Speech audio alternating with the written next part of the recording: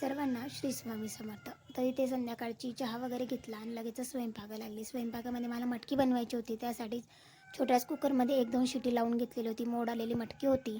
त्याच्यासाठी जिरे मोहरीची फोडणी दिली, थोडासा लसूण ठेचून टाकला त्याच्यामध्ये आणि लगेचच कांदा टाकून घेतला. छान असा कांदा फ्राय झाला, त्याच्यात टोमॅटो टाकले आणि मीठ टाकून दिलं.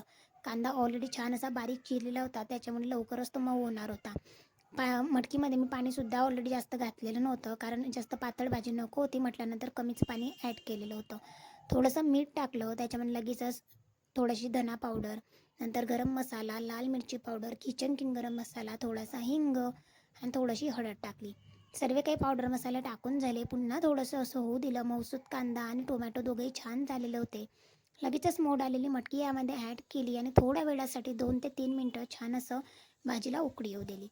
हिरवीगार कोथिंबीर गार्निश केली. तोपर्यंत 10 मिनिटांसाठी कणिकसुद्धा रेस्ट करायला ठेवलेली होती आणि कणिक छान अशी जर तुम्ही ठेवली ना साईडला तर मऊसूत चपात्या अगदी बनतात. आणि बघा 10 मिनिटासाठी कणिकच ठेवलेली होती आणि 10 मिनिटांमध्ये इतक्या छान अशा मऊसूत चपात्या तयार झालेल्या होत्या. टम्म फुगल्यासुद्धा होत्या.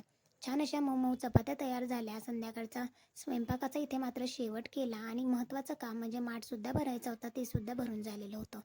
सो अशा पद्धतीने आजचा दिवस असा काहीसा संपवलेला होता. तुमचा दिवस कसा गेला नक्की कमेंट्स करून सांगा. आणि बघा छान चपात्या झालेल्या होत्या, अगदी मऊसूत. पुन्हा भेटेल उद्या. बाय.